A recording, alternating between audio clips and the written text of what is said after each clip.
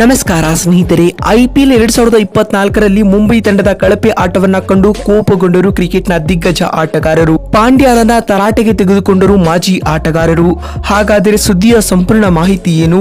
ಅಷ್ಟಕ್ಕೂ ಮುಂಬೈ ತಂಡದ ಕಳಪೆ ಪ್ರದರ್ಶನವನ್ನ ಕಂಡು ಕ್ರಿಕೆಟ್ನ ದಿಗ್ಗಜ ಹಾಗೂ ಮಾಜಿ ಆಟಗಾರರು ಹೇಳಿದ್ದೇನು ಗೊತ್ತಾ? ಹೀಗೆ ಇದರೆಲ್ಲದರ ಬಗ್ಗೆ ಇವತ್ತಿನ ಈ ಒಂದು ವಿಡಿಯೋದಲ್ಲಿ ತಿಳಿಸ್ಕೊಡ್ತಾ ಹೋಗ್ತೀನಿ.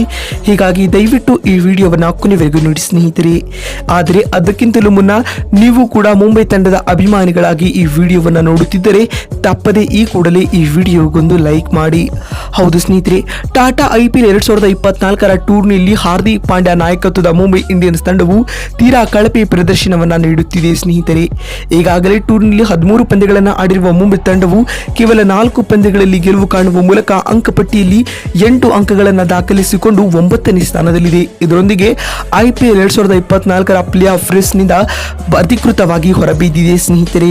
ನಿನ್ನೆ ಕಲ್ಕತ್ತಾದ ಈಡನ್ ಗಾರ್ಡನ್ಸ್ ಅಂಗಳದಲ್ಲಿ KKR ತಂಡದ ವಿರುದ್ಧವೂ ಕೂಡ ಮುಂಬೈ ತಂಡವು ತೀರಾ ಕಳಪೆ ಪ್ರದರ್ಶನವನ್ನ ನೀಡಿತು. ಹೌದು, ಈ ಒಂದು ಪಂದ್ಯದಲ್ಲಿ ಟಾಸ್ ಸೋತು ಮೊದಲು ಬ್ಯಾಟಿಂಗ್ ಮಾಡಿದ KKR ತಂಡವು ನಿಗದಿತ 20 ಓವರ್ಗಳಲ್ಲಿ 7 ವಿಕೆಟ್ ಕಳೆದುಕೊಂಡು 157 ರನ್ ಕಲೆ ಹಾಕಿತು. ತಂಡದ ಪರ ವೆಂಕಟೇಶ್ ಅಯ್ಯರ್ ಅವರು 42 ರನ್ ಬಾರಿಸಿ ಮಿಂಚಿದರು.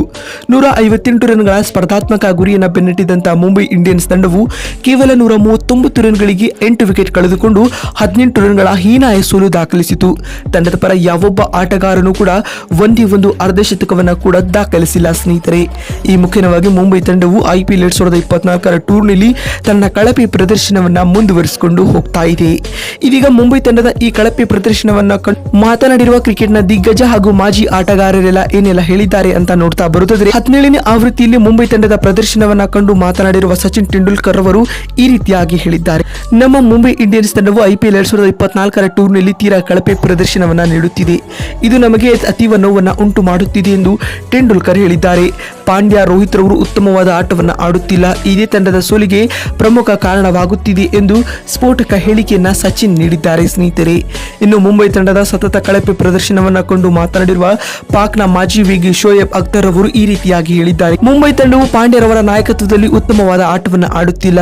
ಹೀಗಾಗಿ ಪಾಂಡ್ಯರವರು ನಾಯಕತ್ವವಾಗಿ ರಿಸೈನ್ ಮಾಡಬೇಕು. ಬಳಿಕ ರೋಹಿತ್ ರವರು ಮತ್ತೊಮ್ಮೆ ಮುಂಬೈ ತಂಡದ ಕ್ಯಾಪ್ಟನ್ ಆಗಬೇಕು ಎನ್ನುವ ಮೂಲಕ ಸ್ಫೋಟಕ ಹೇಳಿಕೆಯನ್ನ ನೀಡಿದ್ದಾರೆ. ಅಲ್ಲದೆ ಮುಂಬೈ ತಂಡವು ಒಂದೊಳ್ಳೆ ಟೀಮ್ ಆಗಿ ಆಡುತ್ತಿಲ್ಲ. ಇದರಿಂದ ಆಗಿ ಅವರನ್ನ IPL ನಿಂದಲೂ ಕೂಡ ಬ್ಯಾನ್ ಮಾಡಬೇಕಾಗುತ್ತದೆ ಎನ್ನುವ ಮೂಲಕ ಸ್ಫೋಟಕ ಹೇಳಿಕೆಯನ್ನ ಪಾಕ್ನ ಮಾಜಿ ವೇಗಿಯಾಗಿರುವ ಶೋಯಬ್ ಅಖ್ತರ್ ನೀಡಿದ್ದಾರೆ.